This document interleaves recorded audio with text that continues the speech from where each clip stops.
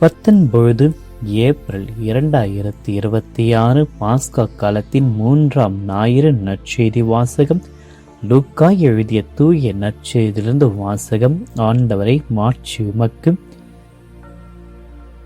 அதிகாரம் 24, இறை வசனங்கள் 13-35 முடிய.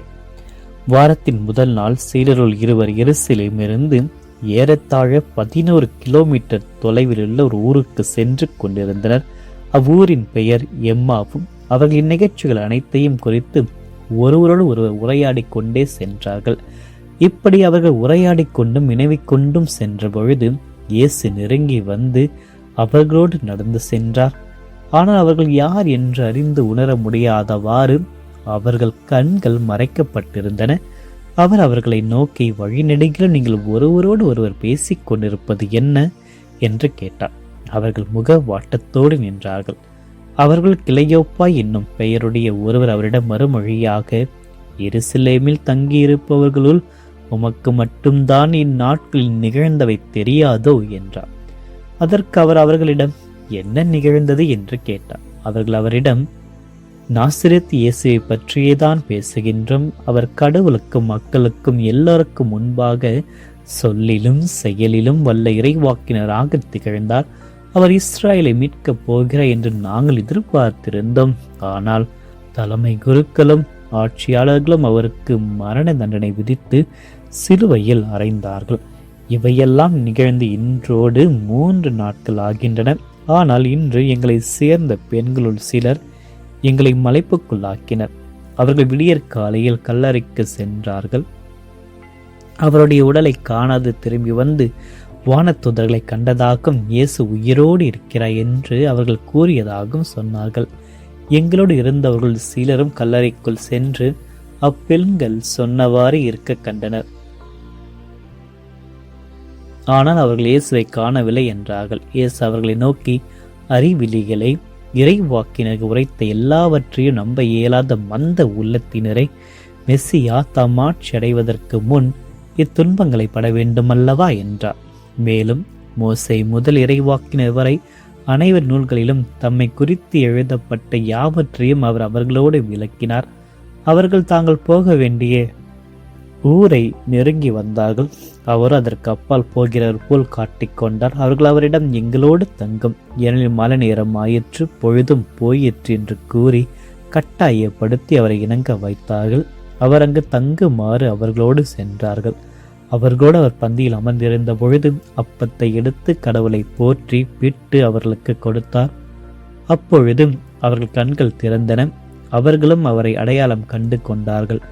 உடனே அவர் அவர்களிடமிருந்து மறைந்து போனார். அப்பொழுது அவர்கள் ஒருவரை நோக்கி, வழியிலேயே அவர் நம்மோடு பேசி மறைநூல்களை விளக்கின்ற பொழுது நம் உள்ளம் பற்றி எரியவில்லையா என்று பேசிக்கொண்டார்கள். அந்நேரமே அவர்கள் புறப்பட்டு எருசலேமுக்கு திரும்பி போனார்கள். அங்கே 11 அவர்களோடு இருந்தவர்களும் குழுமியிருக்க கண்டார்கள். அங்கிருந்தவர்கள், ஆண்டவர் உண்மையாகவே உயிருடன் எழுப்பப்பட்டார், அவர் சீமோனுக்கு தோற்றம் அளித்துள்ளார் என்று சொன்னார்கள். அவர்கள் வகையில் நிகழ்ந்தவற்றையும் அவர் அப்பத்தை பிட்டு கொடுக்கும் பொழுது அவரை கண்டுணர்ந்து கொண்டதையும் அங்கிருந்தவர்களுக்கு எடுத்துரைத்தார்கள். ஆண்டவரின் அருள்வாக்கு. கிறிஸ்துவே உமக்கு புகழ். இயேசுவில் பிரியமான சகோதர சகோதரிகளை, இன்று நாம் பாஸ்கா காலத்தின் 3ஆம் ஞாயிறை கொண்டாடுகின்றோம். இது ஒரு ஆன்மீக ஆழமான அழகான ஒரு பயணம். அதுதான் எம்மாவுஸின் பயணம். இந்த பயணத்தை நாம் அன்றாட வாழ்க்கையோடு 3 நிலைகளில் நாம் ஏற்றுக்கொள்வோம். முதலாக, எம்மாவுக்கு நோக்கி சென்ற அந்த 2 சீடர்களுடைய முகமானது வாடி போயிருக்கிறது. ஆண்டவர் இயேசுதான் இந்த உலகில் வரவிருக்கின்ற மெஸ்ஸியா என்று நம்பிய இந்த சீடர்கள் வெறும் 3 வருடத்திலேயே பணியை முடித்துவிட்டு எதிரிகளால் சிலுவையில் அறையப்பட்ட அந்த ஒரு நிகழ்ச்சி கண்ட இந்த சீடர்கள் தங்களுடைய எதிர்பார்ப்புகள் தகத்தெறிகின்ற பொழுது அவருடைய வாழ்க்கையில் இருள் தொடங்க ஆரம்பித்து விட்டது. முகத்தில் வாட்டங்களும் மனதில் பயத்தையும் இன்றைய நற்செய்தி வாசகத்தில் நாம் பார்க்கின்றோம். இங்கு அவர்கள் எதிர்பார்த்தது ஒரு கடந்த காலம். அதனால் அந்த கடந்த காலத்தில் அவருடைய நம்பிக்கையானது செத்து போயிருந்தது. நம்முடைய வாழ்க்கையிலும் பல நேரங்கள் எதிர்பார்ப்புகள் தகர்ந்து போகின்றன. நோய் நொடிகள், பொருளாதார நெருக்கடிகள், உறவுகள் ஏற்படுகின்ற விரிசல்கள், இவைகளெல்லாம் மூழ்கி வாழ்கின்ற பொழுது, இவைகளை நாம் பிரச்சனைகளாக சந்திக்கின்ற பொழுது, நாமும் அந்த சீடர்களைப் போல இறைவனை விட்டு தூரமாகத்தான் செல்கின்றோம். அவ்வளவு தூரமாக செல்கின்ற அந்த ஒரு பயணம் மகிழ்ச்சியான பயணமா? கிடையவே கிடையாது. ஒரு சோகம் நிறைந்த ஒரு பயணம். அந்த ஒரு சோகத்தில்தான் நாம் உணர வேண்டிய மிக முக்கியமான விஷயம், இயேசு நமது அருகில் வருகிறார், நம்மோடு பயணிக்கின்றார், நம்மோடு வாழ்கின்றார் என்று நாம் நம்ப வேண்டும். வழியில் ஒரு வழித்துணையாக, தன்னுடைய இறைவார்த்தையின் மொழியாக ஒளியூட்டுகின்ற ஒரு வழித்துணையாக இறைமகன் இயேசு அவர்கள் வருகின்ற அந்த சீடர்கள் தங்களோடு நடப்பதுதான் இயேசு என்று முதலில் அடையாளம் காணவில்லை. என்னை அவருடைய உள்ளமானது மழுங்கி இருந்தது. அவருடைய உள்ளமானது இருளால் மூழ்கி இருந்தது, கவலைகளால் மூழ்கி இருந்தது. ஆனால் மறைநூலில் தம்மை பற்றி எழுதியுள்ளது அனைத்தையும் அவரிடத்தில் விளக்குகின்றார். அந்த ஒரு இடத்தில் உள்ளுக்குள் ஒரு விதமான எரிதல் அந்த குழிந்துவிட்டு இருந்திருக்கும். ஆனால் நச்சு அதை முன்பு குறிப்பிடவில்லை, பின்பு குறிப்பிடுகிறார்கள். அவர் இறைவார்த்தை விளக்குகின்ற பொழுது நம்முடைய இதயங்கள் பற்றி எரியவில்லையா? கண்டிப்பாக எரிந்திருக்கும். ஆனால் அவர்களுக்கு அந்த குழப்பத்தில் தீர்வு தேட முடியாமல் இருந்தார்கள். பிரியமானவர்களே, நம்முடைய குழப்பங்களுக்கும் நாம் தீர்வு தேடுகின்ற பொழுது நாம் முதலில் நாட வேண்டிய ஒரு மிகப்பெரிய கருவிதான் இறைவார்த்தை. இறைவார்த்தையின் வழியாக இறைவார்த்தை நாம் வாசிக்கின்ற பொழுது நம்முடைய இதயத்தில் இருக்கின்ற கவலைகள், இருள், பிரச்சனைகள், குழப்பங்கள் இவைகள் அனைத்தும் நீங்கி நம்பிக்கையினுடைய ஒரு தீப்பிழம்பானது எரிய தொடங்கும். ஆண்டு கண்களுக்கு தெரியவிட்டாலும் அவருடைய வார்த்தையின் வழியாக இன்று நம்மளும் இருப்பதை நம்மால் உணர முடியும். அவ்வாறு உணர்கின்ற பொழுது மட்டும்தான் இறைவனுடைய அந்த மற்றொரு நிகழ்வான அப்பம் பிடுதலை நம்மால் உணர முடியும். மாலை நேரத்தில் எங்களோடு தங்கி என்று கூறிய இந்த சிறுகுடிய அழைப்பை ஏற்ற இறைவன் அவர்களோடு பந்தியில் அமர்ந்து அப்பத்தை எடுத்து ஆசை கூறி அதை பிட்டு அவர்களுக்கு கொடுக்கின்றார். அந்த ஒரு நொடியில் அவருடைய கண்களானது திறக்கப்படுகின்றது. இது ஒரு முக்கியமான ஒரு தருணம். எம்மாவ சீடர்கள் இயேசு வெறும் பேச்சால் மட்டும் அடையாளம் காணவில்லை, மாறாக அப்பம் பிடுவதிலும் அவர்கள் கண்டுகிறார்கள். நாம ஒவ்வொரு நற்கருணை கொண்டாட்டத்தில் உயர்த்தாண்டலை சந்திக்க வருகின்றோம். நற்கருணை என்பது வெறும் சடங்கல்ல, அது நம்முடைய வாழ்கின்ற இயேசுனுடைய உயிர் உள்ள பிரசனம். நாம் நற்கருணை பெறுகின்ற பொழுது நாம் அவரோடு ஒன்றித்திருக்கின்றோம், அவரோடு ஒன்றாக மாறுகின்றோம், அவராகவே நாம் மாறுகின்றோம். இயேசுவை அடையாளம் கண்டு அந்த சீடர்கள் அங்கே தங்கிவிடவில்லை. யூதர்களுக்கு பயந்து அந்த ஒரு வாழ்க்கையில் அவர்கள் இருக்கவில்லை. அவர்கள் அந்த இடத்தை விட்டு விலகி செல்கிறார்கள். அந்த இடத்தை விட்டு சாட்சிய வாழ்க்கைக்கு கொண்டு செல்கிறார்கள். ஆண்டவர் உண்மையாகவே எழுந்து விட்டார் என்றும் முழங்குகிறார்கள். இன்றைய நற்கருணை பள்ளியில் நாம் அந்த ஒரு நிகழ்ச்சியை வாசித்து தியானித்த பின்பு இன்று நம்முடைய கவலைகள், சோகங்கள் அனைத்தையும் ஆண்டவரிடத்தில் ஒப்படைப்போம். ஆண்டுடைய வார்த்தையிலும் நம்பிக்கையிலும் அவரை நாம் தேடுவோம். எம்மாவோ சீடர்களைப் போன்ற உயர்த்தானுடைய மகிழ்ச்சியும் அமைதியும் இன்று நம்முடைய குடும்பங்களுக்கும் சமூகத்திற்கும் அறிவிக்கின்ற ஒரு சாட்சிகளாக நாம் மாறும். அவ்வாறு மாறுகின்ற பொழுது நாம் சோகத்தில் சென்ற அந்த எம்மாவு சீடர்கள் இப்பொழுது மகிழ்ச்சியுடன் இருக்கிறார்களே, அதுபோன்று நாமும் சோகமாக இருக்கின்ற வாழ்க்கையில் நம் மகிழ்ச்சியை நாம் கண்டெடுப்போம்.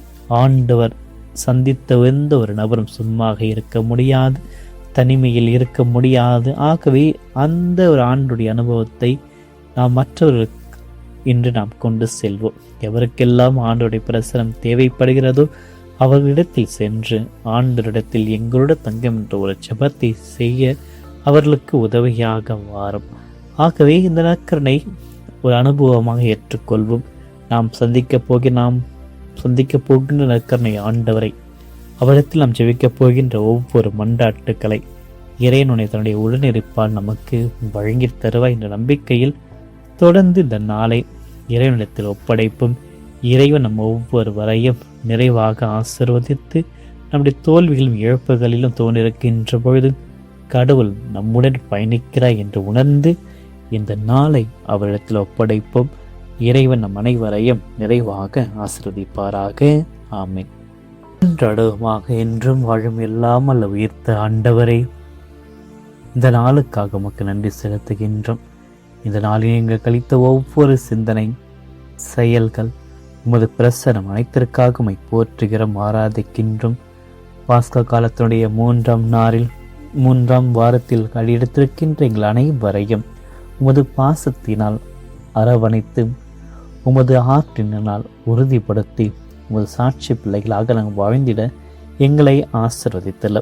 எம்மாவு சிறர் குழு அன்று நீர் வழித்துணையாக நடந்து சென்றதைப் போல இதோ இந்த புதிய வாரத்தின் தொடக்கத்தில் உமது பாதத்தில் அமர்ந்து உம்மை நோக்கி மன்றாடுகின்ற இந்த ஒரு வேலையை ஆசீர்வதித்தல். எம்மாவு சிறுமை நோக்கி சொன்ன அதே வார்த்தைகளை தான் ஆண்டவர் என்று உருக்கமாக நாங்கள் சொல்கிறோம். ஆண்டவரே எங்களோடு தங்கும், எங்களோடு தங்கும் ஆண்டவரே, எங்களுடைய குழப்பங்களில் தங்கும் ஆண்டவர். அந்த சீடர்கள் சோகத்தோடும் நம்பிக்கை இழந்த மனநிலையோடும் எம்மாவை நோக்கி நடந்தார்கள். எங்களுடைய வாழ்விலும் பல நேரங்களில் எதிர்காலத்தை பற்றிய பயம், தோல்விகள் மற்றும் மனக்கவலைகள் எங்களை சூழ்ந்து கொள்கின்றன. எம்மாவு பாதையில் சீடர்களோடு இணைந்து கொண்டதை போல இன்று எங்களுடைய வாழ்க்கையினுடைய கரடு முரடான பாதையிலும் நீர் எங்களோடு வாரும். எங்களுடைய கவலைகளை, இருளை போக்கி, குழப்பங்களை போக்கி உமது அமைதியை எங்களுக்கு தாரும் ஆண்டவரை. எங்களோடு தங்கும், எங்களோடு தங்கும் ஆண்டவரை. உமது வார்த்தையினால் எங்களை ஒளிர்விக்க எங்களோடு தங்கும். வழியிலே மறைநுழை விளக்கிய பொழுது அந்த சீடர்களுடைய உள்ளம் கொழுந்து விட்டு எரிந்ததே.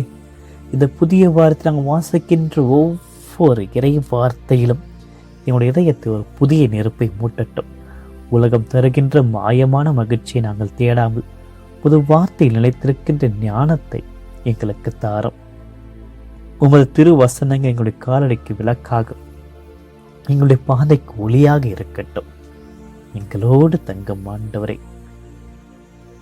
ஆண்டவரே, அப்பம் விடுதல் அக்கறை பலியில் நாங்கள் உம்மை உணர்ந்திட, அக்கறை பிரசன்னத்தை எங்களுடைய தனிமையான ஜெபத்திலும் உம்மை நாங்கள் உணர்ந்திட எங்களோடு தங்கும். சீடக அப்பம் பிடுதலில் உம்மை அடையாளம் கொண்டார்களே, நாங்கள் ஒவ்வொரு நற்கருணை பலியிலும் நற்கருணை பிரசனத்திலும் உடைய திருவுட திரு ரத்தத்தின் வழியாக இறைவா உம்மை சந்திக்கின்றோம். உமது தெய்வீக பிரசன்னம் எங்களுடைய இல்லங்களிலும் உள்ளங்கள் நிலைத்து நிற்கட்டும். நாங்கள் பகிர்கின்ற அன்பிலும் செய்கின்ற சிறிய உதவிகளிலும் உமது முகத்தை காண எங்களுக்கு அருளைத்தார். எங்களோடு தங்கும் ஆண்டவரை. இதோ இந்த புதிய வாரத்தில் தொடங்கியிருக்கின்ற இந்த ஒரு பாஸ்கா காலத்துடைய 3ஆம் ஞாயிறு, இந்த வாரத்துடைய முதல் நாள். இந்த நாளில் எங்களோடு தங்கும். இந்த புதிய வாரத்தை மேற்கொள்கின்ற ஒவ்வொரு பணியையும் உமது பெயராலேயே நாங்கள் தொடங்கி இருக்கின்றோம். அலுவலகத்தில், பள்ளியில், வீட்டில், நாங்கள் வேலை செய்கின்ற இடத்தில், நாங்கள் மேற்கொள்கின்ற பயணத்தை எங்கு சென்றாலும் உமது ஆசிரியரானது எங்களோடு இருக்கட்டும். அந்த சீடக எம்மாவு கிராமத்தில் எருசலேமுக்கு ஓடி சென்று சான்று பகர்ந்தார்களே, நாங்களும் உமது உயிர்ப்பின் மகிழ்ச்சியை பிறருக்கு அறிவிக்கின்ற ஒரு சாட்சிகளாக மாற எங்களை பலப்படுத்தும். எங்களோடு தங்கும் ஆண்டவரை. மறைந்து போகின்றது உலக பொருட்களின் பின்னால் நாங்கள் ஓடாமல், உலக கவர்ச்சியில் எங்களை நாங்கள் ஈடுபடுத்தாமல் என்றும் அழியாத உமது பேரன்பை நினைத்து நிற்க எங்களுக்கு செய்துள்ளோம். பொழுது சாய்ந்து விட்டது, இருள் சூழ்கின்ற நேரம் ஆமாண்டவரை. இதோ எங்களுடைய வாழ்க்கையில் அந்தி பொழுதில் ஒளிமயமான காலையிலும் நீர் மட்டுமே எங்களுக்கு துணையாக வாரும் என்று உம்மை பார்த்து ஜெபிக்கின்றோம். இந்த நாளில் நாங்கள் ஜெபிக்கிருக்கின்ற ஒவ்வொரு மன்றாட்டுக்கள், இந்த வாரத்தில் நாங்கள் எங்களுக்கு இருக்க போகின்ற பல்வேறு நிகழ்ச்சிகள், சந்திப்புகள், பணிகள் அனைத்திலும் எங்களோடு தங்கும். இன்றைய நாளில் தன்னுடைய பிறந்த நாட்களை, திருமண நாட்களை, பலவித நினைவு நாட்களை, பல நிகழ்ச்சிகள் நினைவு கூறுகின்ற ஒவ்வொரு பிள்ளைகளையும் ஆசீர்வாதத்தில் அவர்களோடு தங்கும். இன்று எங்களிடத்தில் ஜெபிக்க சொல்லியிருக்கின்ற ஒவ்வொரு பிள்ளைகளுடைய மன்றாட்டுக்களை ஆசீர்வதித்தலும், தேர்வுகளை எழுதி முடித்திருக்கின்ற ஒவ்வொரு மாணவருடைய தேர்வு பேப்பரில் தங்கியறலும், நல்ல ஒரு மதிப்பெண்ணை வைத்து நல்ல ஒரு தேர்வு முடிவுகளை அவர்களுக்கு அளித்தரலும். ஆண்டவரே, எங்களோடு தங்கி இந்த நாள் முழுவதும் நாங்கள் உம்மோடு தங்கி உம்மோடு இணைந்து உமது நிழலில் வாழ்ந்திட எல்லா கிருபையும் எங்களுக்கு புரிந்தருளும். இந்த மன்றாட்டுக்களை எல்லாம் எங்கள் ஆண்டவராகிய கிறிஸ்து வழியாக பார்த்து செபிக்கிறோம். ஆமீன். எல்லாம் வல்ல இறைவன் தந்தை, மகன், தூய ஆவியார் ஒவ்வொருவரையும் நிறைவாக ஆசீர்வதிப்பாராக. ஆமீன்.